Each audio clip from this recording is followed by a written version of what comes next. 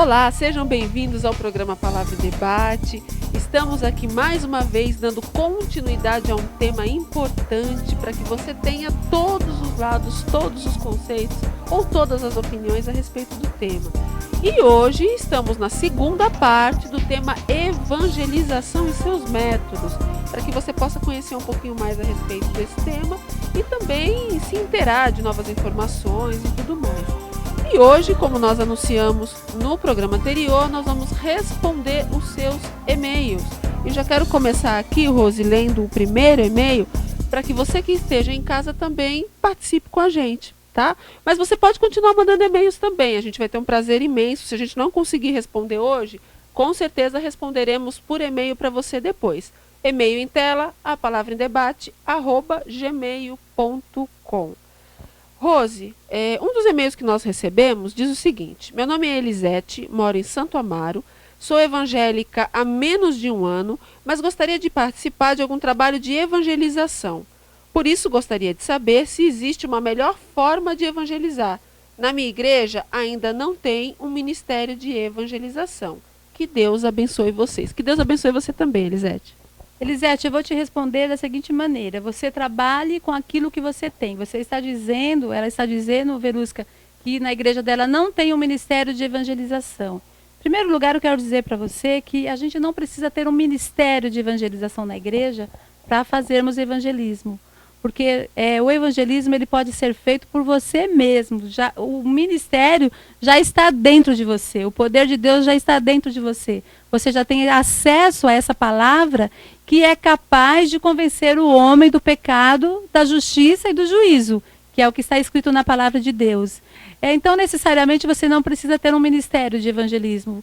Aquilo que você tem, você está cheio de vontade, pelo que eu percebi, de evangelizar, porque é assim mesmo. Quando a gente recebe Jesus na nossa vida, a primeira coisa que nós queremos é sair falando para as pessoas. É como realmente um tesouro que você encontra e que você quer falar da bênção que você recebeu, da alegria da salvação que você recebeu. Então diga para as pessoas que Deus tem colocado no teu coração, para você falar para elas. Não se atenha apenas ao ministério que não existe na igreja. Seja você esse ministério vivo e eficiente, porque Deus já te capacitou.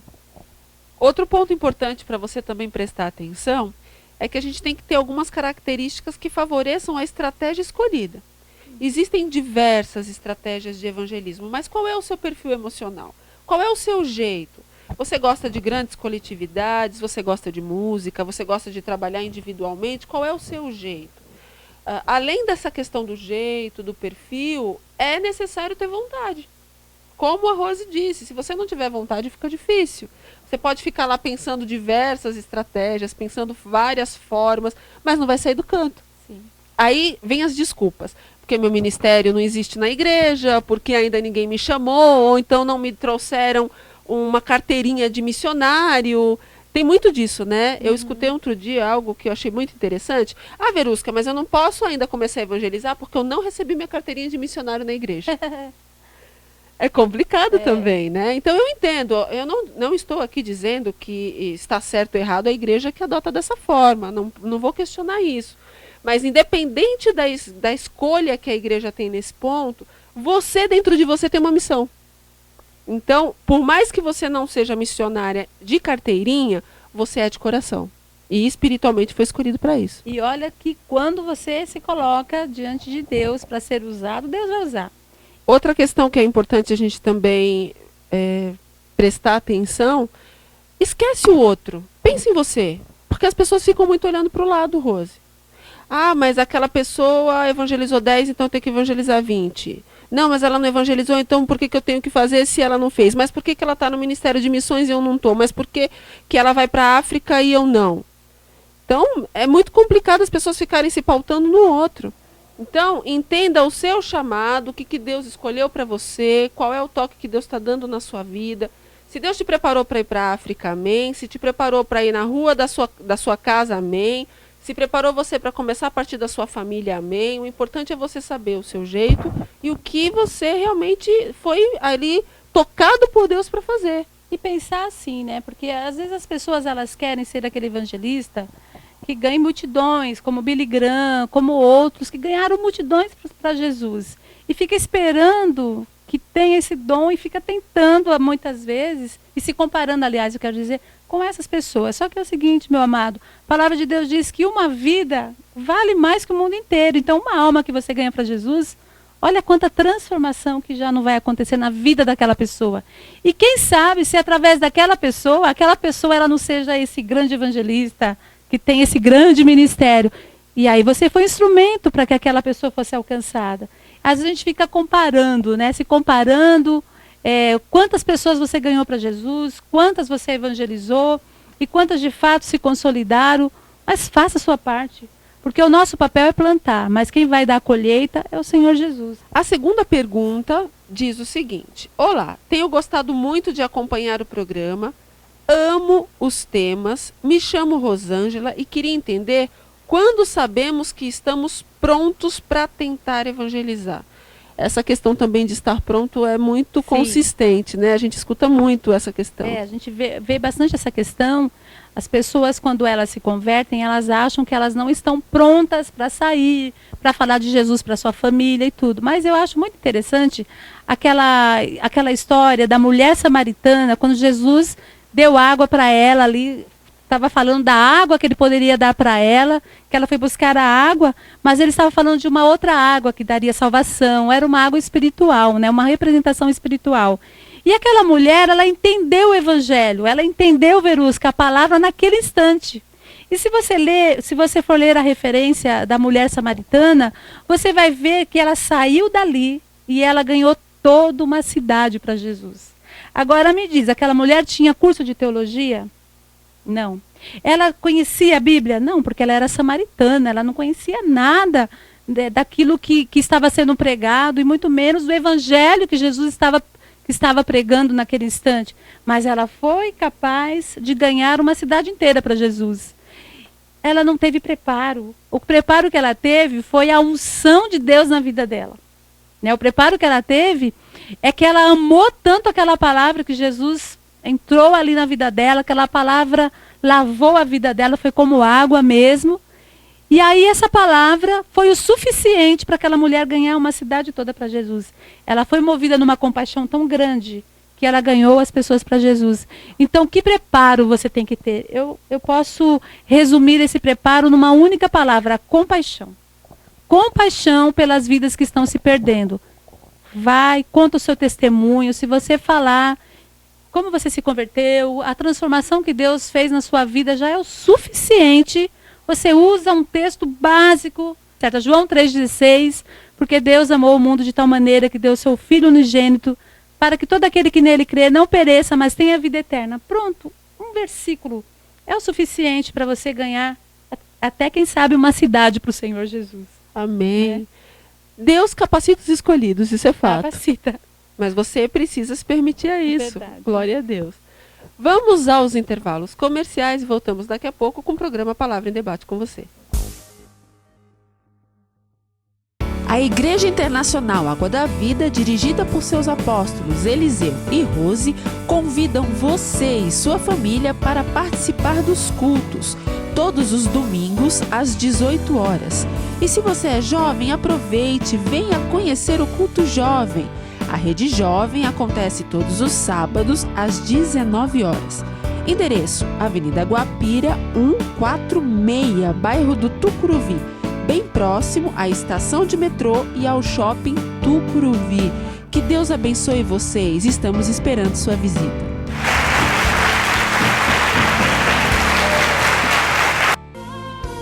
Grupo Concerto, Ministério de Louvor e Adoração, convida você e sua família para o lançamento oficial de seu novo CD, o musical Só por Tua Graça. Sábado, 17 de maio, às 20 horas, no Auditório Rui Barbosa, da Universidade Presbiteriana Mackenzie, na Rua Itambé 135, em Higienópolis. Entrada franca.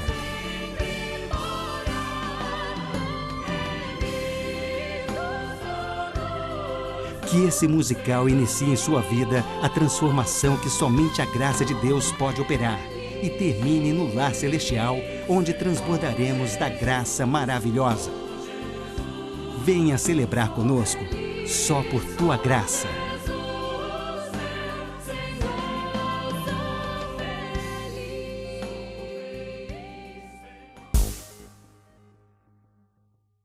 voltando com o tema, os meios da evangelização. Nós estamos aqui debatendo, conversando e esperando que você mande as suas perguntas, como você já tem mandado as suas perguntas para o nosso programa. Aqui nós temos o e-mail em tela, para que você mande as perguntas e a gente tire as suas dúvidas, né, e responda algumas questões que você tenha. E esse tema pode ser que você tenha algumas questões bem interessantes. Nós já temos respondido algumas, né, Verusca? Sim. Tem mais uma aí para a gente responder agora? Sim, temos sim. Olha, a próxima pergunta diz o seguinte: olá, gostaria de saber se tentar evangelizar uma pessoa pode de alguma forma chateá-la. Tenho muito medo de chatear as pessoas, mesmo sabendo da importância de levar a palavra para elas. É isso. Não quis se identificar. Um abraço para você, mesmo sem se identificar. Ela perguntou se a gente pode chatear as pessoas? Sim. Na hora Ela de tem muito evangelizar? medo de chatear as pessoas. Com certeza a gente pode. Se nós formos abordar as pessoas de maneira agressiva, com falta de respeito, muitas vezes da religião que ela segue. Porque eu quero dizer para você, Jesus não é religião. Nós não estamos aqui falando de uma religião, de uma denominação, do nome de uma igreja. É lógico que nós estamos respaldados, nós temos um ministério. Mas eu quero dizer para você que quando a gente fala do evangelho, a gente não está falando de religião. Nós estamos falando da palavra de Deus que tem que ser ministrada. E a pessoa que está pregando, ela tem que tomar muito cuidado para que ela não se sinta rejeitada. Porque a rejeição não é para ela, né? A rejeição não é dela, porque não é uma ideia dela, não é um pensamento dela, é um pensamento da palavra de Deus. E lá em Lucas capítulo 10, versículo 16, a palavra de Deus nos orienta. Olha, quem vos der ouvido, ouve-me, Jesus falando, ouve-me a mim. E quem vos rejeitar, a mim me rejeita. Porém, quem me rejeita, rejeita aquele que me enviou. Então, se quando você estiver pregando, quando você estiver evangelizando, e aquela pessoa, de repente, se opor a você, rejeitar a você, eu já vi situação da pessoa cuspir na cara da outra. Porque ela não aceitou que estava sendo evangelizada, e ela cuspiu na cara, Verusca, do evangelista. É lógico que isso deve ser muito triste para a pessoa que recebe essa situação, mas ela tem que entender que não é ela que está sendo rejeitada, é o que Jesus falou em Lucas. Quem está sendo rejeitado é a palavra, é ele e a Deus. E não esquecer que os humilhados serão exaltados. Que os humilhados serão exaltados. Infelizmente, algumas coisas melhoraram, né? Hoje a gente tem várias opções, técnicas, estratégias e etc. para você poder evangelizar, mas algumas coisas não mudaram. Que é, infelizmente, a grosseria, a intolerância muitas vezes humana. Sim. Existe, infelizmente, nesse momento, em algumas situações, um tanto de intolerância ao cristão. Sim. Né? Infelizmente, eu não posso dizer, porque, né? O contrário. Verdade, infelizmente, eu não posso falar o contrário. Existe. Tem situações que você diz que é cristão e a pessoa já age de um jeito meio estranho. Enfim, não respeita a sua liberdade de escolha religiosa. Né? Enquanto a gente respeita de todo mundo. A gente faz o nosso papel de evangelizar. Se a pessoa disser, não, eu não quero, já tenho minha opção, ok. Sim. Fizemos o nosso papel. Nosso papel é de ir levar a palavra. Agora, é muito ruim ser hostilizado. Porque a palavra de Deus também fala que seja o tempo oportuno ou importuno, nós temos que pregar a palavra independente da rejeição ou da não rejeição. Nós temos que pregar. Por isso que nós estamos aí pregando. Amém. A ideia é não desistir do foco. Nós temos um foco. Verdade. Não desvie dele. Acho que exatamente. Esse é o grande ponto. E agora nós temos um momento muito especial, um quadro novo, Rose, aqui no programa Palavra em Debate, que é o Palavra News, onde uma notícia será dada e comentada pelo nosso apóstolo Eliseu Ferreira. Acompanhe a notícia e o comentário do apóstolo e o nosso repórter Carlos Vonei vai estar trazendo essa notícia para você. Vamos de Palavra News. Segundo dados do Censo Demográfico divulgado em 2012 pelo IBGE, Instituto Brasileiro de Geografia e Estatística, o número de evangélicos no Brasil aumentou 61,45% em 10 anos. Em 2000, cerca de 26,2 milhões se declararam evangélicos, mais de 15% da população. Observando-se também que de 1980, onde o percentual de evangélicos era de 6,6%, houve um avanço para 22,2% em 2010. Já a pesquisa feita pelo Datafolha em 2013 sobre religião aponta que esse número passou para 28% da população. A pesquisa mostra outros dados como frequência nos cultos, dizendo que a maioria dos evangélicos vai mais de uma vez por semana ao culto.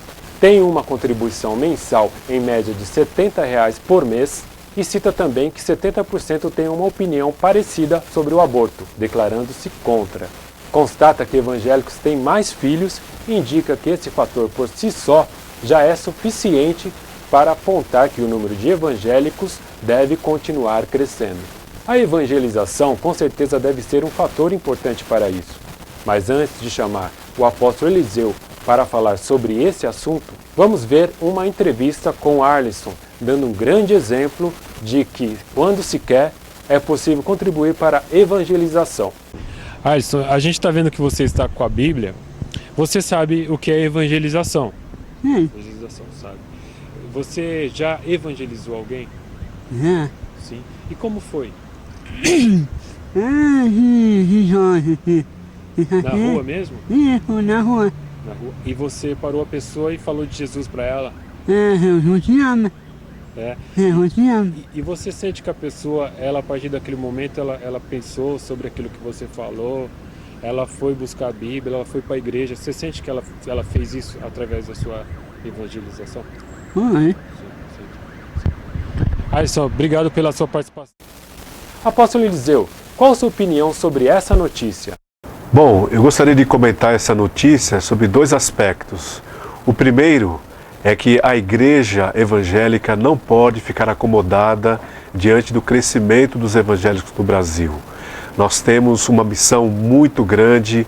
Só, por exemplo, na cidade, na grande São Paulo, nós temos 11 milhões de pessoas aproximadamente para serem tocadas pelo Evangelho. E se a igreja se acomodar, essas 11 milhões de pessoas ficarão sem conhecer a palavra de Deus. Então, igreja, nós precisamos continuar evangelizando, nós precisamos continuar pregando a palavra de Deus, porque tem muita gente ainda para ser alcançada. O segundo aspecto disso que eu gostaria de falar é que a igreja precisa vivenciar a palavra de Deus. Crescer apenas não é suficiente. Nós precisamos sim colocar a palavra de Deus em prática. A praticidade da palavra precisa acontecer em todas as áreas da nossa vida. Nós precisamos dos princípios da palavra de Deus e eles precisam ser aplicados na família, no trabalho, na igreja. O que adianta sermos um grande povo e vivemos muito pouco o que a palavra de Deus nos ensina. Então fica aqui o meu desafio para que a igreja brasileira, ela possa sim colocar em prática a palavra de Deus, porque isso vai fazer a diferença na sociedade. Então, igreja, vamos colocar a palavra de Deus em prática, porque o crescimento está vindo aí e precisa também acontecer do ponto de vista da vivência da palavra de Deus. E essa foi a opinião do apóstolo Eliseu. Obrigado e até o próximo Palavra News. Terminando esse tema, que nada mais é do que a obediência ao ID de Jesus, nós quando entramos na questão da evangelização, Verusca, nós estamos obedecendo a palavra de Deus.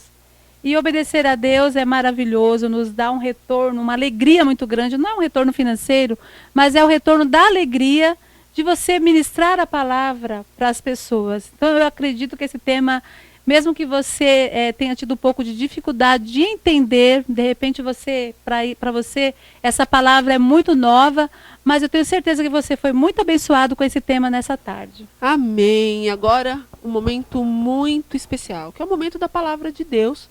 E quem vai trazer a palavra para você nesse momento é o ministro de música, Paulo Roberto, que é o responsável pelo Grupo Concerto. Inclusive, eu quero aproveitar e convidar você que está assistindo o programa Palavra em Debate para assistir o lançamento do segundo CD do Grupo Concerto, Só por Tua Graça, no dia 17 de maio, às 20 horas, no auditório Rui Barbosa, que é no Mackenzie, aqui em São Paulo. Vale a pena você participar. O grupo vai estar cantando, trazendo louvores abençoadíssimos. E nós, do programa Palavra em Debate, estaremos lá presentes, levando uma surpresa para você. Tá certo?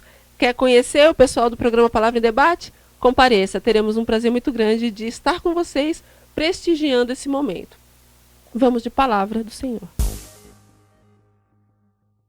Olá, graça e paz. Meu nome é Paulo Roberto, eu sou ministro de Música e Adoração. sou cantor profissional junto à Orquestra Sinfônica do Estado de São Paulo e respondo pelo Grupo Concerto, ministério que completa 15 anos no próximo ano e que tem por missão a adoração a Deus, o evangelismo pela música e as artes de uma forma geral, e o incentivo ao Ministério de Música nas igrejas locais. Dentro do tema proposto, a saber, evangelismo, desejo compartilhar rapidamente um texto da Palavra de Deus e que se encontra no livro de Salmos, no capítulo 40. Coloquei toda a minha esperança no Senhor. Ele se inclinou para mim e ouviu o meu grito de socorro. Ele me tirou de um poço de destruição, de um atoleiro e lama. Pôs os meus pés sobre uma rocha e firmou-me num local seguro. Pôs um novo cântico na minha boca, um hino de louvor ao nosso Deus. Muitos verão isto e temerão, e confiarão no Senhor. Como é feliz o homem que põe no Senhor a sua confiança. O imperativo dado por Jesus, registrado no Evangelho de Mateus, é para todo aquele que é nascido de novo. Portanto, vão e façam discípulos de todas as nações, ensinando-os a obedecer a tudo o que eu lhes ordenei. E eu estarei sempre com vocês, até o fim dos tempos. Essa ordenança é para mim, é para você. E com ela está a promessa da presença do Senhor Jesus Cristo conosco, todos os dias, até a consumação dos séculos. A música, dentre as disciplinas artísticas, é sem dúvida alguma forte elemento facilitador ao Evangelho. E precisamos ter consciência dessa verdade. Poderíamos definir música de diversas maneiras, e uma das definições que eu creio que se enquadra dentro do nosso objetivo seria defini-la como uma complexa organização dos fenômenos acústicos, com o objetivo de criar uma experiência estética no ouvinte. Sendo assim, música envolve aspecto físico, aspecto cultural, aspecto artístico, aspecto emocional. Thomas Carlyle definiu música como a linguagem dos anjos. Eu definiria música como a linguagem da alma. E para nós cristãos, o propósito final da música é a glória de Deus. O salmista assim nos ensina quando declara: pôs um novo cântico na minha boca, um hino de louvor ao nosso Deus. O apóstolo Paulo, de igual forma, também nos exorta: façam tudo para a glória de Deus. E quando esse de fato é o propósito do nosso coração, o resultado é evidente, notório e abençoador. Muitos verão essas coisas, temerão e confiarão no Senhor. Esse é o nosso desejo, fazer da nossa música um instrumento que alcance muitas e muitas vidas para a glória do Senhor. Que seja assim a nossa vida, que seja assim a nossa música, que seja esse o fruto do nosso viver com Cristo. Muitos verão, temerão e passarão a confiar no Senhor. Como é feliz o homem que põe no Senhor a sua confiança. Você é feliz? Que o Senhor Jesus abençoe sua vida e a sua família. Eu quero me despedir, desejando a bênção de Deus sobre a sua vida e apresentando o Grupo Concerto para você, cantando Sou Feliz com Jesus.